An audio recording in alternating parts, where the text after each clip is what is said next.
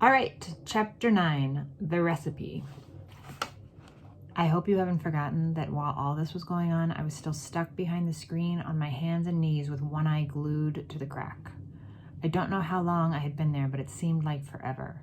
The worst part of it was not being allowed to cough or make a sound, and knowing that if I did, I was as good as dead.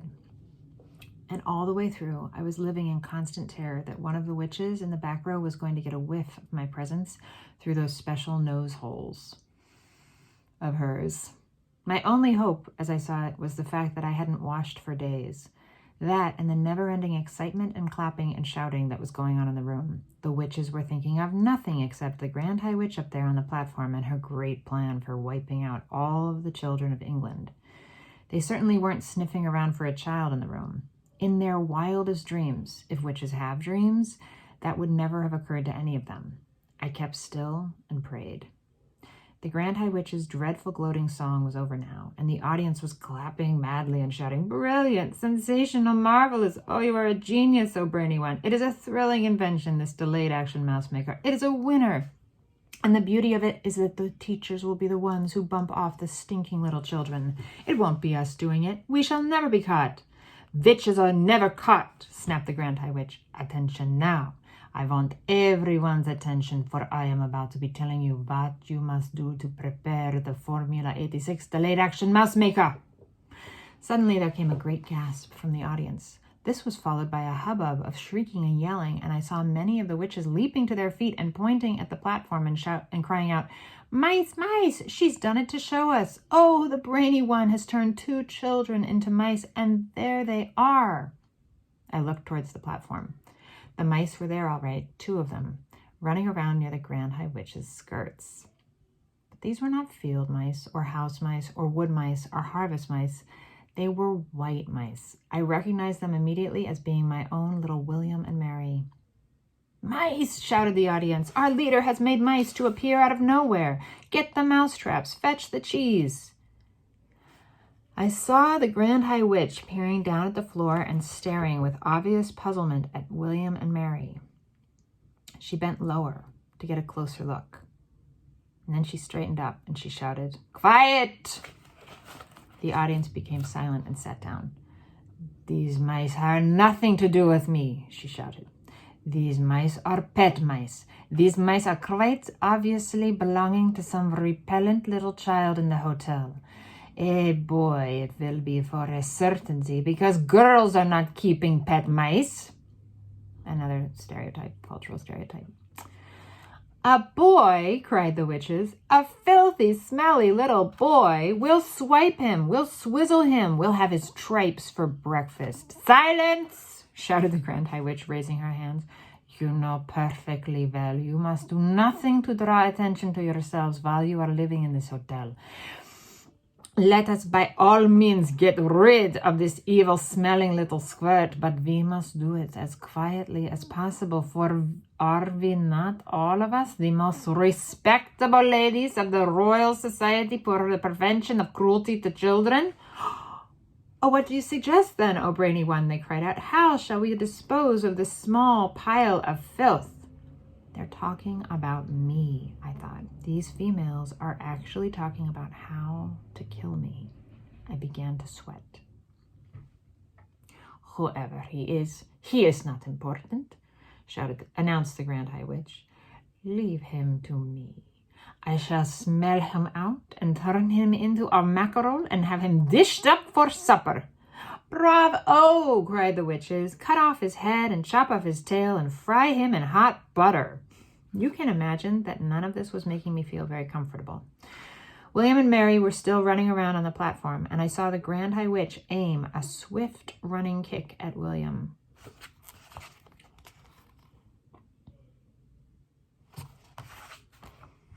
She caught him right on the point of her toe and sent him flying. She did the same to Mary. Her aim was extraordinary. She would have made a great football player. Both mice crashed against the wall and for a few moments lay there stunned. Then they got to their feet and scampered away. "Attention again!" the Grand High Witch was shouting. I will now give to you the recipe for concocting Formula 86 Delayed Action Mouse Maker. Get out pencils and paper. Handbags were opened, and all over the room, notebooks were fished out. Give us the recipe, O brainy one, cried the audience impatiently. Tell us the secret. First, said the Grand High Witch, I had to find something that would cause children to become very small very quickly. And what was that? Cried the audience. That part was simple, said the Grand High Witch. All you have to do if you are wishing to make a child very small is look at him through the wrong end of a telescope. She's a wonder, cried the audience. Who else would have thought of a thing like that? So you take the wrong end of a telescope, continued the Grand High Witch, and you boil it until it gets very soft. How long does that take? They asked. 21 hours of boiling, answered the Grand High Witch. And while this is going on, you take exactly 45 brown mice and you chop off their tails with a carving knife and you fry the tails in hair oil until they are nice and crisp. What do we do with all those mice who have had their tails chopped off? Asked the audience. You simmer them in frog juice for 1 hour, came the answer. But listen to me. So far, I have only given you the easy part of this recipe. The really difficult problem is to put in something that will have a genuine delayed action result. Something that can be eaten by children on a certain day, but which will not start working on them until 9 o'clock the next morning when they arrive at school. Pictures. Here are the witches taking notes. Here is this, and here is the frog juice. What did you come up with? Oh, brainy one, they called out. Tell us the great secret. The secret, announced the Grand High Witch triumphantly, is an alarm clock. An alarm clock, they cried. That's a stroke of genius. Of course it is, said the Grand High Witch. You can set a 24-hour alarm clock today, and exactly 9 o'clock tomorrow, it will go off. But we will need 5 million alarm clocks, cried the audience. We will need one for each child. This is not nice. Idiots, shouted the Grand High Witch. If you are wanting a steak, you do not cook the whole cow. It is the same with alarm clocks. 1 clock will make enough for 1,000 children. Here is what you do.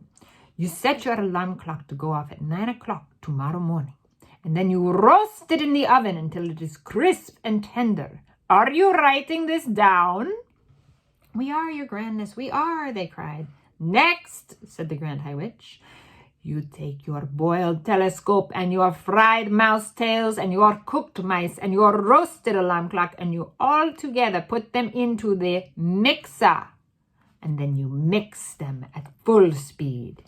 This will be giving you a nice thick paste. While the mixer is still mixing, you must add it to the yolk of 1 Gruntel's egg. A Gruntel's egg, cried the audience. What? We shall do that. Underneath all the clamor that was going on, I heard one witch in the back row saying to her neighbor, I'm getting a bit old to go bird's nesting. Those ruddy Gruntels always nest very high up. So, you mix in the egg, the Grand High Witch went on, and one after the other you also mix in the following items. The claw of a crab cruncher, the beak of a blabber snitch, the snout of a grobble squirt, and the tongue of a cat springer. I trust you are not having any trouble finding those.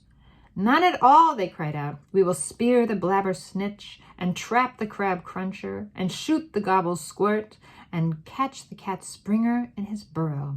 Excellent, said the Grand High Witch. Oh, here's the pictures. Look at that. You got a telescope, alarm clock, Gruntel's egg. I can't remember what all these other things are. I'm so sorry. And I can't read backwards. Okay. Excellent, said the Grand High Witch. When you have mixed everything together in the mixer, you will have a most marvelous looking green liquid. Put 1 drop, just 1 titchy droplet of this liquid into a chocolate or a sweet, and at 9 o'clock the next morning, the child who ate it will turn into a mouse in 26 seconds. But 1 word of warning. 1. Never increase the dose. Never put more than 1 drop into each sweet or chocolate. And never give more than 1 sweet or chocolate to each child. An overdose of delayed action mouse makeup will mess up the timing of the alarm clock and cause the child to turn into a mouse too early. A large overdose might even have an instantaneous effect, and you wouldn't want that, would you? You wouldn't want the children turning into mice right there in your sweet shops. That would give the game away. So be very careful. Do not overdose. That's the end of chapter 9.